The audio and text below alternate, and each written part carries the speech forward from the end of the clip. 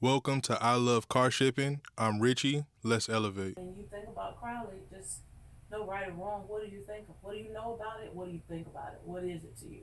For me, Crowley, they have a different version of how their port is set up. For me, they're a little bit more strict but lenient at the same time. Cause like when you come in, they always have an attitude. But I think that's at every port. When you But their deliver attitude is a Crowley? little bit different though. Mhm. Um, Different, like how? they seem agitated up there.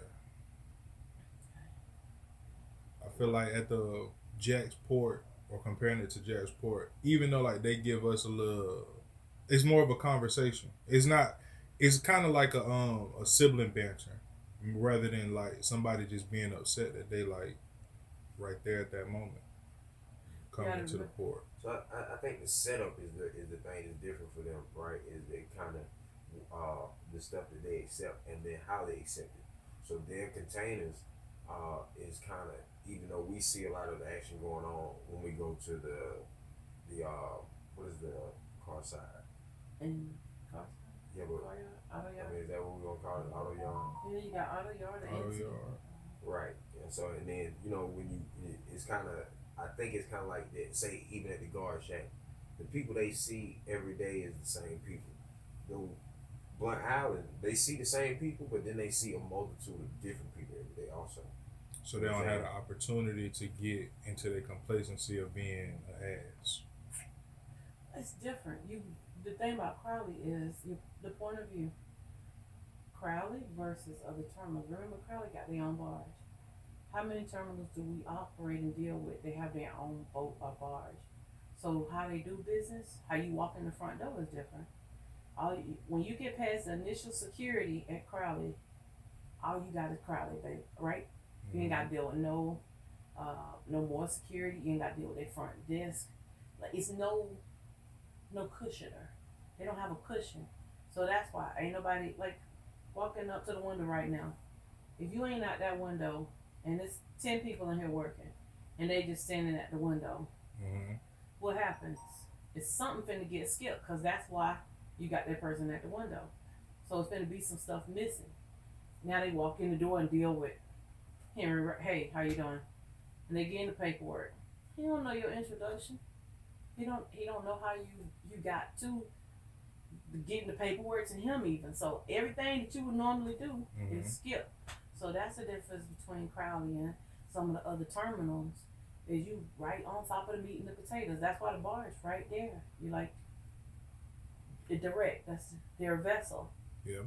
A couple weeks ago, while delivering two motorcycles, Mm-hmm. which was actually my first time ever really actually physically touching a motorcycle, Oh, um, we ran into a port worker out there, and he kind of gave us a little insight into his, time spent at Crowley. I think he would say like 30 plus years, 35 years. Mm.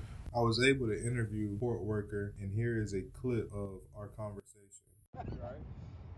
The police only people bring some junk in here. They be trying to sneak it by us too. Yeah. You know what I mean? They be trying to sneak it by us. We don't load that crap right back on and take it down the street down there, 1163. How long you been working at the port? How long I have? Yeah. Well, I've been here about 37 years. 37 years? Yeah. Damn. So what was the biggest change you noticed since when you first started compared to today? Biggest change? Yeah. What you mean? Like negative or positive or Both. just If you could give me one anything? example of one of each, that'd be great. One of each. Yeah, I'm new to like port and I don't know this Twig badge crap. Yeah. One of the biggest things. Hold on, so y'all didn't have tweak badges when you started out? Not all, Nah. no. Really? So, but you saying it's annoying now? Yeah, to Yeah. me. That with it. Yeah, and I guess the good thing is the pay. Pay's still moving up. For sure. Yeah, it's a good gig to have. Yeah. Once you get in here. So I've been in here a long time, so. So you union? Yeah. Yeah. Oh yeah. That's what's up. That's cool. Yeah.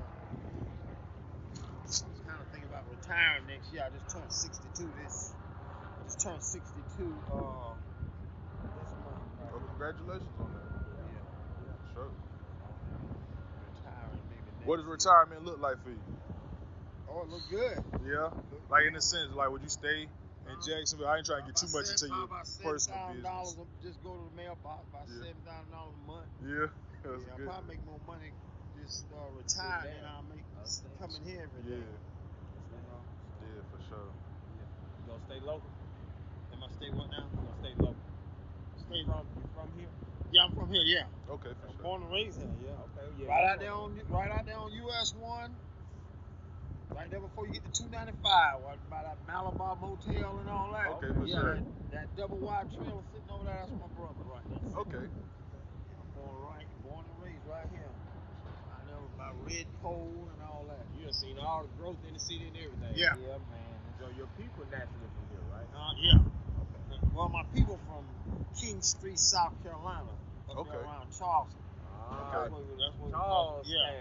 Yeah, that's where my people are. I've been to Charleston a few times. I drove trucks for 5 years prior to coming into the port life, and I used to deliver to the Walmart. Of working at the port, so it's very interesting watching people be a part of an organization for that long, have structure, have unison with the union and other small fractions of ways to keep things stabilized. So I think there, like you said, it kind of goes back to the protection of protecting. You said Union. union. Yeah. Union means a lot to them. You could not to. Sometimes you can work a job and never have to learn another job. You can ride 20, 30 years. What's the mentality, the mindset of a person who does that? Not that it's bad. It's just it's one way. Because where's your no versatility. So you get that in the personality a lot of the times. Right. I don't know what to tell you. You might get a solid no because they don't know. So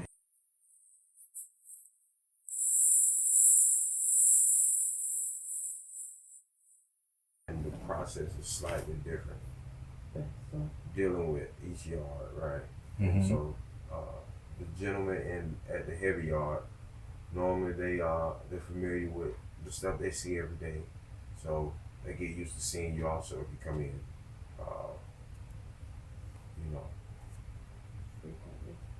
Right. But at the other yard, they kind of have changed up the flow a little bit. It used to be paperwork based as well. You would go to the office, check in with your paperwork, and then they would send you around. Right. Now you just come in and you bypass the whole office, you pull around and you park. Meet up one of the guys outside, and they have everything on their kiosk, On a the little handheld. handheld kiosk. Yeah. so input work. Yeah. So and then you deal with them basically there, and it basically can be paperless.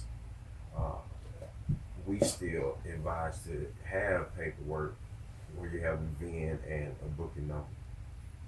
So the difference in the other yard is you need a CAT number for both of those yards, which is different from some of the other terminals. Why do y'all think Crowley moves that way when it comes to paperwork?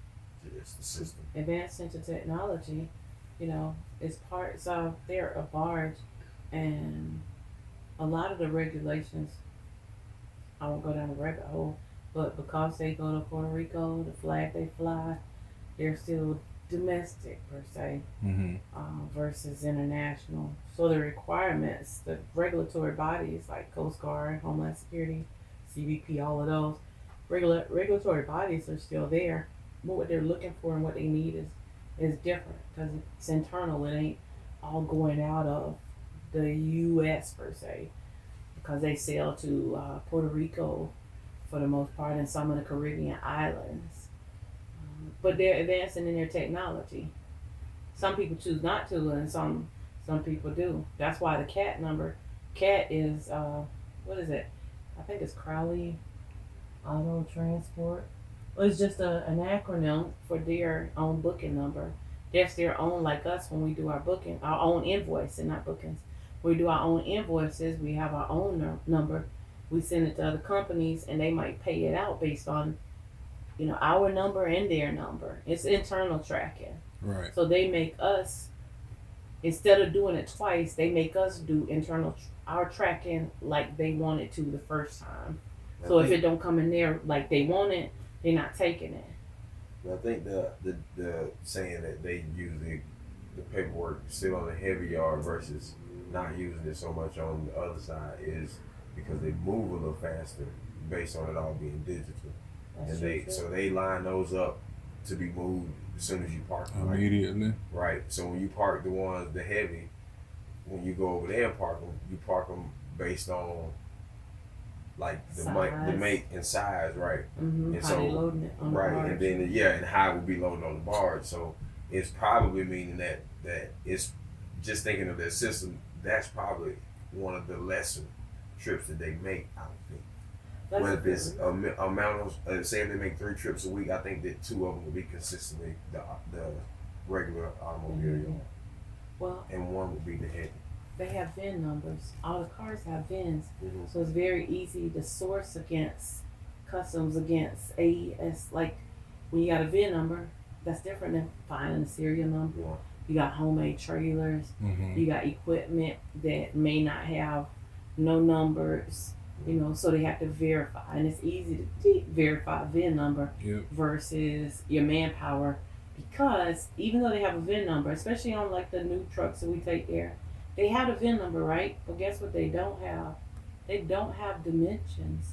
They don't know if it's a cutaway, if they put a different box on it, Right. if it's a dump truck. So they come out every time, they measure, get the dimensions. Mm-hmm. Then if the guys get familiar with you, they know what you bring in. Sometimes they'll skip a little bit. Yeah. Because they done seen Because it they seen maybe it, right? 20 Yeah, times they this know the week. size Yeah. and So the dimensions. difference also is, like we were just saying with the heavies, is that's also where you take the in-out vehicles, which probably because the process takes longer to deal with it to getting it on the barge rather than the main yard. We'll call it the main automobile yard. Everything has to be mobile. What do you think a carrier's like biggest issue is going inside of Crowley? Like I know we deal with it in many different ways. It's So very tight in there. Like their property, at least when you coming in through the entrance, and or not just throughout. I would say even just coming through the entrance, it is very tight. If you're in like a very wide vehicle, like a traditional box truck or something like a semi truck, you want to be cautious coming through. So, Um, no, I'm sorry. But yeah, it's just a little tight, but it's not unbearable. But like going back to another point that one of y'all had made was just how once you're in Crowley, you don't have to compete against other port terminals that may have different reflecting schedules. So everybody's kind of all on the same beat, one sound. At least for the most part, when I come in there, it's Yeah, not really yeah. too.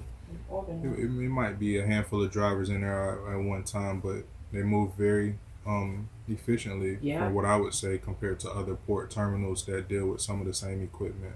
Yeah, so probably the main thing is again the issue of not having paperwork or Number one. the situation of not having whatever digital that you may need. Right. So because now you're not dealing with an office, you're dealing with a regular guy. Not disrespectfully saying that, but a regular guy who's Not really technology. he doesn't care too much about that issue. He's like the vehicle, and that's what he's Yep. dealing with. And so when you're gonna need help with somebody who you would think be in the office, you don't know where to go to, and going to the guard shack would be probably a bigger issue. Yeah, So most if you If you run definitely. into a problem Yeah. inside of Crowley, that's gonna be your main thing is who the hell do you talk to, like, to figure it out. And what you could do before you get there to educate yourself, because Yeah. you can't keep repeating. Like you can't be lost every time. You don't want to be a frequent violator. Yeah, exactly. And a lot of carriers, we forget you don't go there every day. That's why you end up getting carriers and companies who specialize, because once you master it, yeah, you probably gonna have work there because so many people turn it down because they won't refuse to learn how to do good business there, and it's frustrating. I want to switch the gears a little bit, and let's kind of talk a little bit more about the paperwork as far as things go. So earlier today, we had went to Hogue in efforts to deliver a vehicle, and we found out that they had a new process. So over the course of you guys going in, as far as how the paperwork was outlined, it was different from how we thought it or assumed it to be. But What's an example? so it's new, but it's not. It's what It's happens is enforced? the ship line has changed the rule, but they would email that out Mm-hmm. to the source of people that they need to. Right. So it's also understood. It's not just it's new. Like Every day so we just wake up right, and make a the new thought rule. is and- that you walk in the port okay. and they have changed something. Yes, that may happen.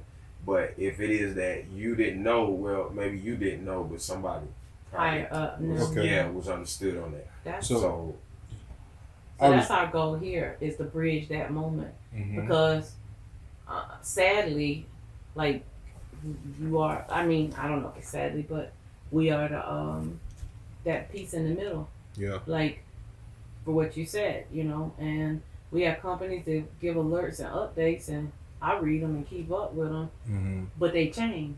So would you say that's a way that you become a specializer That's in actually this why we're- in certain policies? Exactly. That's a lot of the reason. We're a buffer. That's the word I was looking for. Buffer. We're a buffer because the client or the company that may contract or hire us to do a particular thing, Mm-hmm. a lot of times they have way many other things going on, you know, and they can't get, it's not their, they choose not to specialize in the nitty gritty. So that's why you know, somebody like us or anybody who chooses to specialize Yep. can create something because of necessity. Because how long, and he's going to remember, we used to wait on doc receipts, getting updated doc receipts all day. That's why storage, like facilities like us, became more popular in a lot of areas because it's not going on. They can't receive it. They can't accept it. Yep. We're still waiting on paperwork from an individual, and I've been trying to hunt them down for a doc Oh, yeah. receipt. And I told him, I said, the night that it was dropped off, I said to him, I say, the doc receipt is almost like the ticket to an airline, and Yeah. like that's gonna guarantee Yeah. you a spot on the On the plane. yeah. Sitting there looking, you ain't even sitting in the Yeah. Delta lounge. You sitting out there on the hard bottom. Yep. So paperwork is very important. Everyone, especially with importing and exporting vehicles and machinery, you always want to make sure you have your doc receipts and a clear understanding of when you get to the port what it is that they're looking for. And oversight. You know, I apologize because we clearly looked at the paperwork. I saw the booking on the piece we were speaking on earlier. I saw the We both booking. looked at it. I looked at the details, but it did not register. The two pieces didn't register. It's enforceable. They've been enforcing it a little less than a year. Well, yeah, it's been less than that. But supposed to know if you're a buffer, if this is what you specialize in. So once bitten, twice shy. You know, make new mistakes, not the same ones. One of the things I like to do when moments like that arise is stay calm. Sometimes the people in the office can be very resourceful at getting you exactly what it is you may need to get your equipment, you know, bridged into where it needs to go. If they So- want to be, yeah. Being calm is Yeah. kind of like one of the first things that I think people should. People Take- get tired though. Yeah. They get old, especially like, even we can't go in there and make the same mistakes because then they question your mental health.